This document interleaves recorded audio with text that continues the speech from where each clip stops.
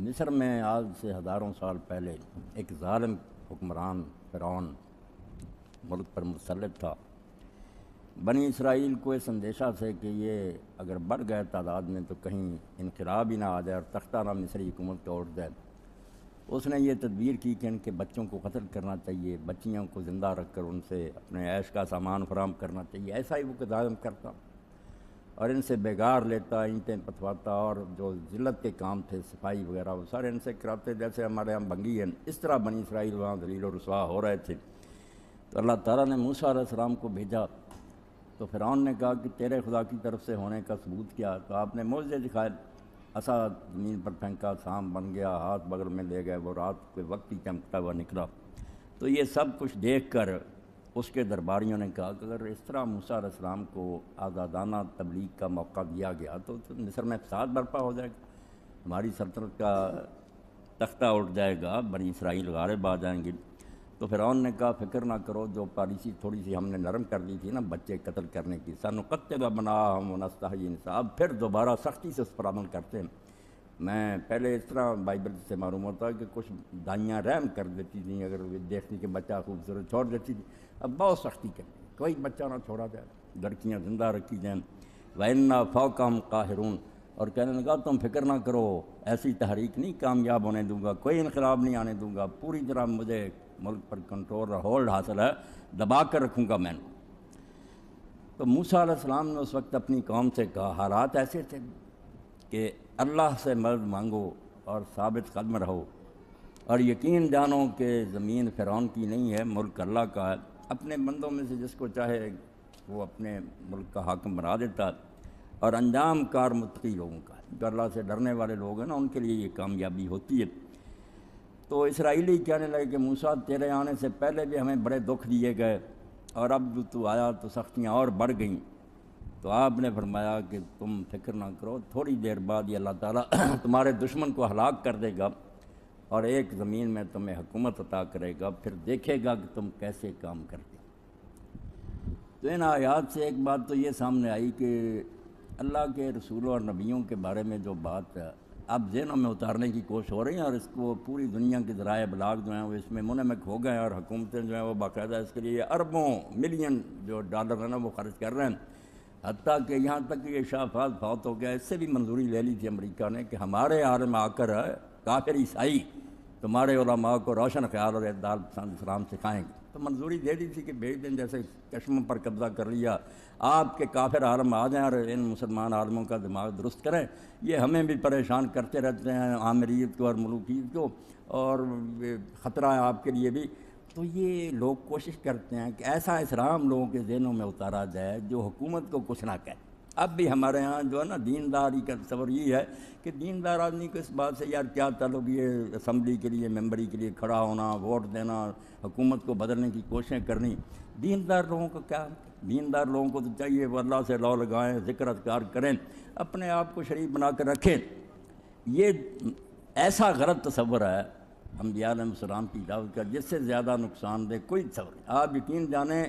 یہ ڈاکو چوریاں یہ بھی دین کے لیے اتنے خطرناک نہیں جتنا یہ نظریہ ہے کہ دین الگ ہے دنیا الگ ہے۔ یہ دین اسلام کو برباد کرنے کی سازش، اس کو کہتے ہیں کہ لوگوں کے ذہنوں سے یہ جہاد کا تصور نکل جائے، غلبہ اسلام کا تصور نکل جائے۔ اگر یہ بات ہوتی تو سوچنے کی بات کہ پیغمبر سب سے پہلے وقت کے حکمران کے پاس کیوں جاتے ہیں؟ وہ لوگوں کو واضح و نصیحت کریں، نماز روزہ سکھائیں۔ ابراہیم علیہ السلام کو کیا ضرورت ہے کہ وہ جا کر فرعون نمرود سے ٹکر لیتے؟ موسیٰ علیہ السلام جا کر فرعون سے ٹکر لیتے ہیں۔ حکمران اللہ کہتا ہے حکمران جو ہے وہ اس طرح ہے جیسے دل ہوتا قوم کا، دل اگر خراب ہے تو قوم ٹھیک نہیں ہو سکتی، یا ایسے سمجھ لیں کہ وہ سرچشمہ ہے، ساری قوت اس کے پاس ہے۔ آپ گلیوں میں گھوم کر کیا دین سکھائیں گے جب وہ اپنی مرضی سے لوگوں کو بگاڑنا چاہے گا؟ وہ اکبر الہ آبادی مرحوم کی بات اب وہی نسخہ آزما رہا ہے نا کہ یہ نظام تعلیم جو آغا خان کے حوالے کرو، اور اب ساری دنیا میں کہ یہ نصاب جو ہے اس کو درست کرو، وہ بات کی تہہ تک پہنچ گئے کہ یہ تعلیم جو ہے نا، تعلیم کے تیزاب میں ڈال اس کی خودی کو ہو جائے نرم، جس طرف چاہے ادھر کو موڑ۔ یہ ایسا تیزاب ہے کہ اسکولوں کالجوں میں آپ جو بچوں کے ذہنوں میں اتار دیں گے ادھر وہ ڈھل جائیں گے، کوئی ضرورت ہی نہیں رہے گی مارنے کی، نہ جنگیں لڑنے کی، مفت میں وہ ملک بھی آپ کے ہاتھ آ جائیں گے، نہیں بھی آئیں گے تو وہاں رہنے والے آپ کے غلام ہوں گے، جو آپ بولیں گے وہی وہ باتیں دہرائیں گے، وہی کھائیں گے، پہنیں گے، سب کچھ آپ کے مطلب کا کریں گے۔ جیسے اکبر الہ آبادی مرحوم نے کہا تھا کہ وہ تو جاہلیت کا زمانہ تھا، ورنہ فرعون کو اگر یہ بات سو جاتی کہ کالج بنا دے اور وہاں وہ اپنا نظام تعلیم جو ہے وہ سلیبس رکھ دیتا تو اس طرح ہوتا نہ یوں وہ قتل سے بچوں کے بدنام، افسوس کے فرعون کو کالج کی نہ سنی۔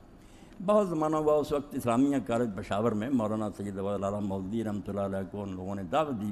کانوکیشن کا موقع سندیں تقسیم کرنی تھی، تو مولانا کو بلا لیا انہوں نے کہ آپ خطبہ دیں، تو وہ خطبہ تقسیم اسناد پڑھنا چاہیے تفہیم بعد میں۔ مولانا نے کہا کہ میں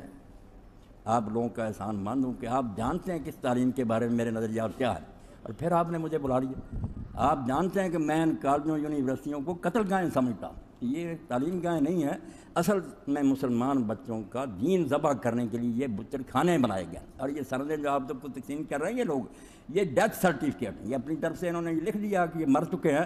آپ میں سے کوئی خوش قسمتی سے بچ گیا ہوگا تو وہ ایسے ہی ہے جیسے ابراہیم علیہ السلام آگ سے بچ گئے، وہ قسمت کی بات، ورنہ انہوں نے اپنی طرف سے پوری چلی کی ہے کہ ہم نے ان کو مرد اور بے دین بنا دیا، ذرا شک کی بات نہیں، وہ پورا خطبہ پڑھنے کے قابل۔ یہ ان کو یہ ضرورت نہیں کہ لوگوں کو علم والے بنائیں، کیا فائدہ ان کو علم والے بنانے کا، وہ تو کہتے ہیں بے دین بنائیں، تو بے دین بنانے کے لیے کتابوں کے ڈھیر لگا دیے، فلسفہ، سائنس اور کالج بنا دیے، یونیورسٹیاں، یہ سارے اصل میں کفر کے گڑھ ہیں جہاں کفر سکھانے کی کوشش کی جاتی ہے، اور ذرا سا ساتھ اسلامیات کا مضمون لگا دیتے ہیں۔ اگر دیکھتے ہیں نا کہ لوگ ناراض ہوتے ہیں اسلامیات مذاق کے لیے کہ اس کلاس میں بچے جاتے نہیں، وہاں جعلی حاضریاں لگوا لیتے ہیں، اس استاد کو ٹھٹھے کرتے ہیں، اسلامیات کے پروفیسر کو کوئی قدر ہی نہیں۔ جو اصل دین چاہتا تھا کہ سارے مضامین جو اس طرح پڑھائے جائیں کہ اسلامیات کے الگ مضمون کی ضرورت نہ رہے، فلسفہ پڑھائیں، تاریخ پڑھائیں، اس میں اسلام سارا گسیڑا ہوا، بچہ وہ مضمون پڑھتا ہی سمجھتا جائے کہ اسلام اس مضمون کے بارے میں کیا ذہن پیدا کرتا۔ تو اس لیے یہ جو ہے نا کہ انبیاء کے بارے میں مشہور کرتے اور ہمیں یہ سمجھانا چاہتے ہیں کہ بس الگ رہ کر تم اللہ اللہ کرو، حکومتوں کو چھیڑنے کی کیا بات ہے، یہ انتہا درجے کی گمراہی اور ضلالت ہے۔ اس میں اگر پھنس گئے نا ہم تو اسلام پھر نام کی کوئی شے باقی نہیں رہ گئی، مردہ لاشیں ہوں۔ تو فرعون کو للکارا موسیٰ علیہ السلام نے، تو اس نے کہا فکر نہ کرو میں کچل کر کے رکھ دوں گا۔ آپ نے اس وقت اپنی امت کو کہا کہ دو سہارے ہیں، مشکل حالات ہوں نا اللہ سے مدد لو، وہ بھی قرآن مجید نے دوسری جگہ بتا دیا کہ اللہ سے مدد لینے کا طریقہ نماز ہے، اس لیے کہیں استعینوا بالصلاۃ آ جاتا ہے نماز سے مدد لو، کہیں آ جاتا ہے استعینوا باللہ اللہ سے مدد لو، اللہ اور نماز ایک ہی بات ہے۔ یہاں ہمیں اللہ نہیں نظر آئے گا جب ہم نماز پڑھتے ہیں حضور قلب سے، اللہ سے بات کرتے ہیں، اس سے مدد مانگتے ہیں، تو فرمایا اللہ کو یاد رکھو اور مشکلات کو سہ جاؤ، برداشت کرو۔ زمین کسی کے باپ کی نہیں، نہ اللہ تعالیٰ نے کسی کو ہمیشہ کے لیے اس کا ٹھیکہ دے دیا، یہ خود اس کی اپنی ہے۔ بے شمار خاندان آیا، اگر ان چالوں اور تدبیروں سے اپنے اقتدار کو مستحکم کر سکتے اور ہمیشہ کے لیے جمے رہ سکتے تو پہلا خاندان ہی کیوں دفع ہو گیا؟ نہیں، زمین اللہ کی ہے، لوگ آتے ہیں باری باری اپنا امتحان دیتے ہیں، جب حد سے گزر آتے ہیں اللہ انہیں دفع کرتا ہے، نئے لوگوں کو لے آتا۔ پرواہ نہ کرو حالات کی جو سنگینی ہے اس کو دیکھ کر گھبراؤ نہیں کہ اندھیرا ہی اندھیرا ہے، کوئی بات نہیں، اللہ اس زمین کا مالک ہے، وہ اپنے بندوں میں سے جس کو چاہے مالک بنا دیتا۔ اور یہ یاد رکھو کہ آخری نتیجہ جو ہے نیک لوگوں کے حق میں ہوگا۔ تو اس میں یہ بات بھی کہی کہ بالکل قریب ہے کہ اللہ تمہارے دشمن کو ہلاک کر دے، اور چند سال ہی گزرے بھی فرعون سارے لشکروں سمیت سمندر میں غرق ہوا، اور تمہیں زمین میں اقتدار دے حکومت، فینظر کیف تعملون، پھر دیکھے گا کہ تم کیا کرتے۔ تو ایک تو یہ بات سامنے آئی کہ دین جو حکومت سے الگ ہو، وقت کے اقتدار کو چیلنج نہ کرے، وہ دین لے کر نبی نہیں آئے۔ اسی لیے آپ دیکھتے ہیں کہ قرآن بھی سارا کھنگال جائیں، حدیث رسول دیکھ جائیں، بعد میں یہ اصطلاح ہم میں چل پڑی مذہب،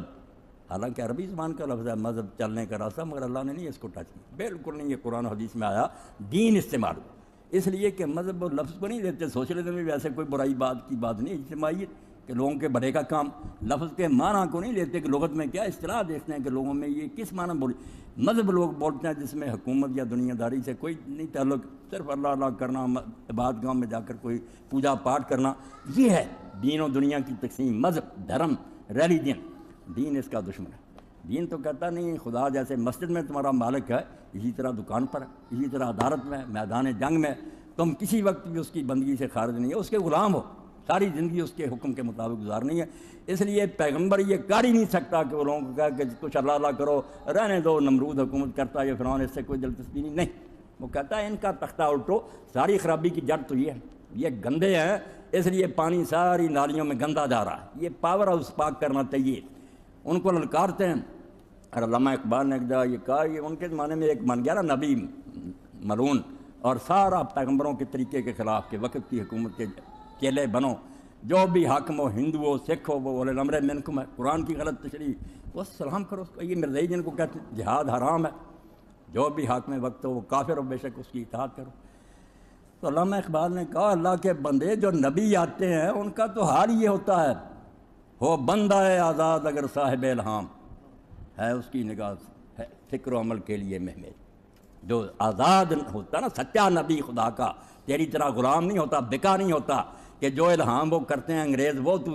وہی بنا لیتا ہے، وہ بندہ آزاد اگر صاحب الہام ہے اس کی نگاہ فکر و عمل کے لیے محمد۔ وہ جب آتا نا تو مردے زندہ ہوتے ہیں۔ ہم قیامت کی بات کر رہے تھے نا کہ قیامت کو مردے اٹھیں گے، نہیں اس نبی کے آنے پر سچ مچ مردے زندہ ہو جاتے ہیں۔ جب مرے ہوتے ہیں نا کمزور بے بس، ہاتھ جوڑتے ہیں، سجدے کرتے ہیں، ایسی نگاہ کرتا ہے، ایسے ان میں وہ جوش بھر دیتا ہے فکر و عمل کے لیے میں، ان کی سوچیں بدل جاتی ہیں، ان کا کام کرنا بدل جاتا ہے، وہ بندے ہی نئے بن جاتے ہیں۔ یہ اس کے نفس گرم کی تاثیر ہے جس سے ہو جاتی ہے خاک چمنستاں شرر رنگے، وہ باغ جس کی مٹی سے پہلے پھول کھلتے تھے، یعنی نرم و نازک برے نہیں پھول، مگر یہاں مراد یہ غلام ہے جو بیچارے نرم ہر ایک کے سامنے سلام کر رہے ہیں، ہاں مگر کہتا ہے اس کے نفس گرم، وہ اس کی پھونک ایسی ہوتی ہے اس سے شرر رنگے، پھر پھول نہیں اگتے وہاں سے انگارے ہو گئے، یعنی آگ لگا دیتا ہے باطل کو، ہاں گلدستے بنا کر نہیں ظالموں کے گلے میں پہناتے وہ لوگ، پھر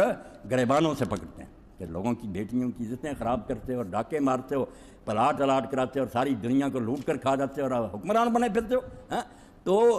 ہوتا پھر یہ ہے کہ پرندے جو ہوتے ہیں شاہین بل بن رہے ہیں،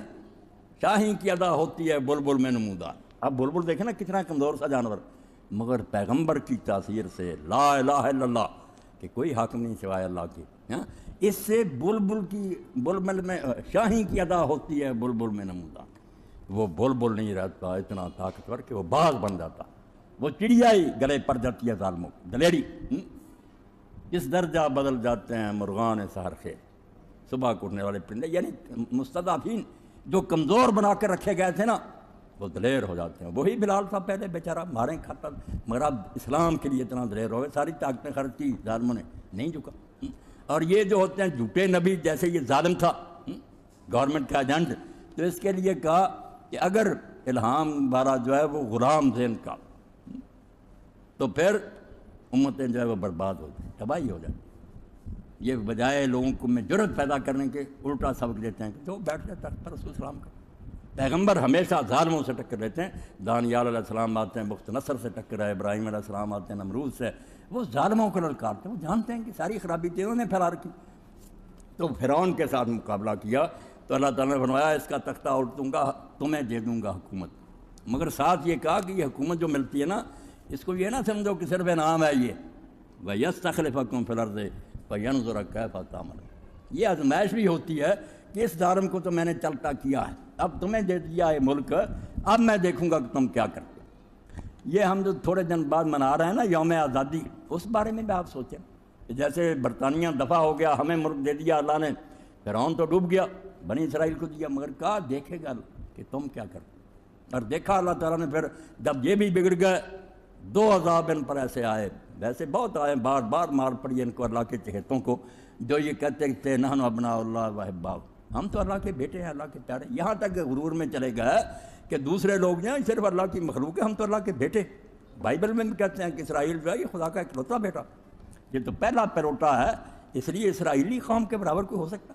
ان سے جو لوگ کہتے ہیں نا کہ یہودیوں سے صلح کرو اور ان کا علاقہ مان لو، بیوقوف لوگ اہم کو کی جنت میں رہتے ہیں، جو ان کے عقیدے ہیں، جو ان کے دین میں ان کو سکھایا گیا جھوٹے دین میں، اس کی وجہ سے یہ کسی کے ساتھ بنا کر نہیں رکھ سکتے، نہ امریکہ کے یہ خیر خواہ، نہ اپنا مطلب نکالنے والے۔ جب ان کے فقار علماء نے یہ کہہ دیا کہ تم اپنا پکا ہوا کھانا بھی اگر کسی غیر قوم کی چھت کے نیچے بیٹھ کر کھا لو، کھانا یہودی کا ہے، ہماری سے فرمایا خنزیر کھانے کے برابر، تم نے اپنا کھانا ناپاک کری، یہ ملچ، یہ ساری قومیں ناپاک ہیں، کافر ہیں، بے دین ہیں، حکومت کرنے کے لیے تم پیدا ہوئے، یہ غلام ہیں سارے، وہ اسی چال پر چل رہے ہیں۔ اب سب کتاب میں ایسا ایسا نکل رہا ہے، جس طرح ان کے بڑے اکٹھے ہوئے فیصلہ کیا کہ ساری دنیا کے لوگوں کو بد اخلاق بنا دو، شرابی، زانی، وہ کتابیں آ رہی ہیں، مگر اسرائیلیوں کو بتاؤ، اپنے لوگوں کو نیک رکھو تاکہ ہم دنیا پر حکومت کریں اور باقی ساری دنیا ہماری غلام بن جائے۔ اور اللہ کے رسول نے بھی آخر یہ باتیں تو بیان کی ہیں کہ دجال ان کو ایک بڑا لیڈر مل جائے گا جس کی رہنمائی میں یہ بڑے پھر طاقتور ہو جائیں گے، چھا جائیں گے، مسلمانوں کی تو شامت آ جائے گی، مسلمانوں کے امام مسلمانوں کو لے کر مسجد دمشق میں پناہ لے لیں گے۔ ہاں تو یہ بے ایمان قوم ہے، اللہ کی طرف سے پکڑیں بڑی آئی، ان کا غرور بار بار توڑا، مگر دو جو ہیں بخت نصر کا حملہ اور بعد میں ٹیٹس رومی کا، وہ تو ایسے ہیں کہ یروشلم نہیں رہا، مسجد اقصی نہیں رہی، شہر ویران ہو گئے، اینٹ پر اینٹ جو تھی بچ گئی، اور کئی مدت تک یہ غلام رہے۔ تو اللہ نے کہا حکومت دے دی ہے فرعون سے چھین کر، اب تم کو مگر دیکھوں گا تم کیا کرتے ہو۔ تو یہی حال ہمارا ہوا کہ یہاں لوگوں نے چیخو پکار کی کہ یہ انگریز چھایا ہوا ہے، ہندو یار بہت ہمیں کچل رہے ہیں، ہمیں آزاد ملک چاہیے۔ اللہ تعالیٰ نے سن لی، قربانیاں دینی پڑیں، بڑی عزتیں لوٹیں، جانیں گئیں، خون کے دریا بہے، سچ مچ یہ نہیں کہ لفظی، واقعی دریائے راوی اور دوسرے جو پانی کے بجائے خون کے بہتے تھے، لاشیں گلی سری آ رہی تھیں، گاڑیاں آتی تھی، سارے لوگ کسی کے اعضاء کٹے ہوئے تھے، کوئی مرے ہوئے ہوتے تھے، ننگی عورتوں کے جلوس نکالے گئے، پیٹوں سے نکال کر بچے ان سکھوں نے نیزوں پٹ ان کو ٹانگا ہے، یہ سب کچھ ہوا۔ وہی بنی اسرائیل والا حال، اللہ نے کہا دے دوں گا حکومت میں، اللہ نے وعدہ پورا کر دیا، مسلمانوں کو دے دیا علاقہ۔ اور اس علاقہ کی اس وقت لوگوں کے دلوں میں کیا عزت تھی، اب بھی کتابوں میں ہم پڑھتے ہیں، کئی لوگ جب کٹے پھٹے جسموں کے ساتھ اس سرزمین پر پہنچے، سرحد پار کی نا، سجدوں میں گئے، آنسو بہتے تھے، وہ کہنے لگے اللہ کوئی بات نہیں، اگر ہمارا سب کو لٹ گیا ہمیں ایک آزاد ملک تو مل گیا، باقی اللہ کی بڑی نعمت۔ مگر اللہ نے جو بات اسرائیلیوں سے کہی کہ ظالم کو تو میں ہلاک کر دوں گا، تمہیں ملک دے دوں گا، مگر پھر دیکھوں گا کہ تم کیا کرتے۔ اب دیکھتا رہا نا، ہم نے کوئی وعدہ پورا کیا، کسی بات میں سچے نکلے، کوئی بات نہ ہوئی کہ ہم اسلام کی ایک تجربہ گات چاہتے ہیں، ہم ایک ایسا ملک چاہتے ہیں کہ 1400 سال بعد ہم یہاں اسلام چلا کر لوگوں کو دکھائیں گے کہ یہ کوئی خیالی مذہب نہیں، نہ یہ پرانا ہے، یہ اس دور میں بھی سارے کام کر سکتا ہے اور بہتر سے بہتر برکات دے سکتا، ایک دن بھی اس کی طرف قدم نہیں اٹھا، اور قدم نہ اٹھانا بھی غنیمت ہوتا، اگر وہاں ہی ہمیں رہنے دیتے نا، جس حالت میں ہم انگریز کے دور میں، پھر بھی میں کہتا ہم شکر گزار ہوتے، چلو اس حد پر رہتے، ہماری بچیاں بے حیا کر دیں، ہمارے لڑکوں کو گانے بجانے میں لگا دیا، کرپشن اتنی بڑھ گئی کہ انگریزی دور میں کہیں ان چیزوں کو سوچا ہی نہیں تھا۔ یہ محکمہ تعلیم جو ہے اس کے بارے میں کوئی سوچ سکتا کہ یہاں بھی رشوت ہوگی، اب داخلے رشوت پر ہیں، پرچے رشوت پر ہو رہے ہیں، آؤٹ ہو جاتے ہیں پرچے، بے ایمانی کی حد کر۔ تو اللہ دیکھتا رہا، آدھا ویسے گیا ملک، آدھا اب قابو آیا ہو، کفار کے سامنے ہاتھ جوڑے ہوئے ہیں، ان سے سجدے کر رہے ہیں، منتیں سماجتیں کر رہے ہیں، اپنے بچاؤ کے لیے، وہ بچاؤ بھی نہیں ہوگا، کب تک مہلت ملے گی، اللہ وقت نہ لائے کہ وہ رومیوں کی طرح ہم پر حملہ ہو جائے اور پھر تباہی اور بربادی ہو جائے۔ عیسیٰ علیہ السلام کو جب گرفتار کرانے کی تیاریاں کر رہے تھے نا، بدبخت لوگ کہ خبیثوں اور حرامیوں کو اپنے سردار مانتے ہیں، حکمران مانتے ہیں، اور جو نیک ہوتے ہیں، پاک، جو بہتری کی راہ، انہیں کو دشمن سمجھتے ہیں۔ اب عیسیٰ علیہ السلام کو گرفتار کرانے کے لیے علماء تل گئے، صرف ان پڑھ نہیں، عوام کو بھی برگلا لیا، بڑے بڑے بارش داڑیاں، ہاتھوں میں اسے جبے پہنے ہوئے موسیٰ علیہ السلام کے وارث، جو دیکھتے مسواک اتنی لمبی ہونی چاہیے، ٹخنے سے کپڑے، فریسی، پوری شریعت پر عمل کرتے، وہ بھی آگے کہ یہ کافر ہے، اس کو قتل کروائیں گے۔ وقت کی حکومت کو بھی گانٹھا ساتھ۔ اب رومی جو تھے وقت کے حاکم، وہ غیر قوم تھے، ان کی زبان الگ تھی، وہ جیسے برطانیہ یہاں آیا ہوا تھا اس طرح ہی تھے، انہیں کوئی دلچسپی نہیں تھی کہ عیسیٰ کون ہے، یہ یہودی کون ہے، انہیں اپنی حکومت سے غرض۔ مگر ان لوگوں نے انہیں کہا کہ ان کو کیسے آمادہ کریں، قتل کرے عیسیٰ علیہ السلام۔ گورنر کے جب پیش ہوئے، اس نے کہا مجھ میں تو یار اس میں کوئی بات نظر نہیں آتی مجھے جس سے میں اس کو قتل کروں، ہمارے قانون کے مطابق کوئی جرم نہیں، کوئی نبی ہے یا نہیں ہے، تو آپ جانیں، آپ کا کام جانیں۔ انہوں نے پھر کہا اگر تو سزا نہیں نہ دے گا تو ہم قیصر سے یہ درخواست کریں گے روم کہ یہ حکومت کا باغی ہے، تختہ الٹنا چاہتا ہے، تیرا گورنر اس کو رعایت دے رہا۔ گورنر کو بغاوت کا ڈراوا دیا کہ ہم بغاوت کا کیس بنا کر قیصر کو بھیج دیں، وہ بھی ڈر گیا۔ اب نوبت یہاں تک پہنچی، اللہ کے عذاب یوں ہی نہیں آتے، اللہ قوموں کو دیکھتا کہ کرتے کیا، نیک لوگ پھانسیوں پر چڑھ جاتے ہیں، جیلوں میں وہ گلتے رہتے ہیں، اور یہ خبیث حکومت کے تخت پر بیٹھے رہتے ہیں۔ جب آخری فیصلہ ہوا کہ عیسیٰ علیہ السلام بھی تھے پاس، اور اس نے کہا گورنر نے کہ کل عید فصح، سارے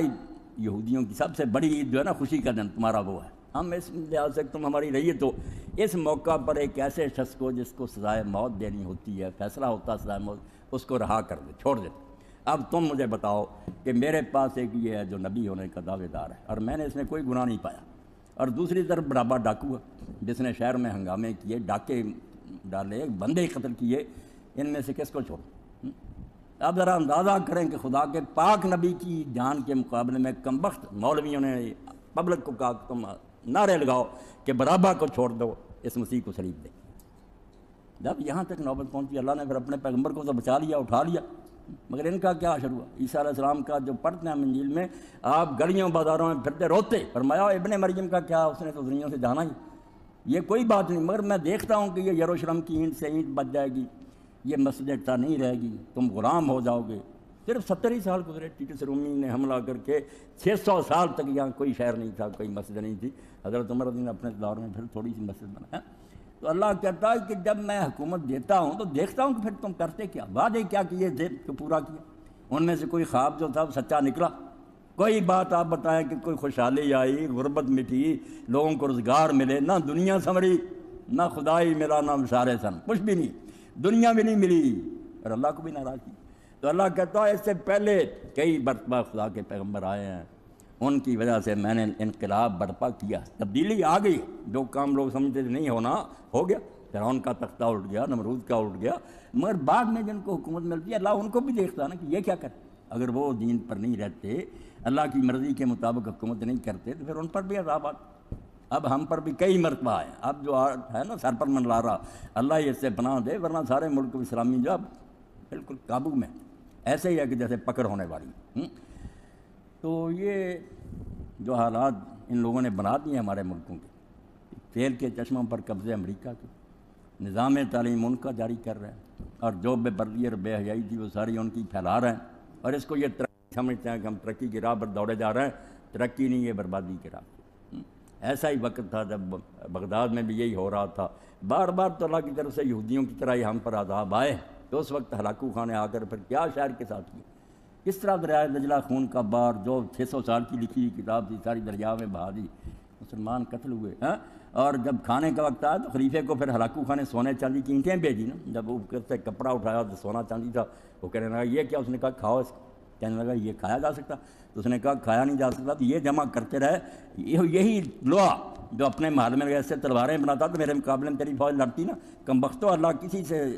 بے انصافی نہیں کرتا، لوگ اپنی جانوں پر خود ظلم کرتے، سونے چاندی کے ڈھیر تو جمع کرتا رہا خزانوں میں عیاشی کے لیے، اسلحہ تیاری نہ کیا۔ تو اللہ تعالیٰ کا یہی کہنا ہے کہ یہ یوم آزادی صرف جھنڈیاں لگا رہنے سے نہیں منایا جائے گا، دیکھو کہ وہ کام ہو رہا جس کے لیے ملک لیے، اور اگر نہیں ہو رہا تو خواب غفلت سے جاگو، بیدار ہو، جو لوگ اس کے لیے کوئی محنت کرتے ہیں ان کا ساتھ دو، اللہ سے دعائیں کرو، ورنہ جب پکڑ آئے گی تو کوئی پتہ نہیں پھر کیا حشر ہو۔ میں نے ایک روایت میں پڑھا، امام جعفر صادق فرماتے ہیں حضرت شعیب علیہ السلام کی قوم پر جب عذاب آیا نا، اللہ نے فرشتوں کو حکم دیا کہ تباہ کر۔ اب 1 لاکھ کی آبادی تھی، انہوں نے کہا اللہ اس میں 40,000 جو ہیں برے ہیں،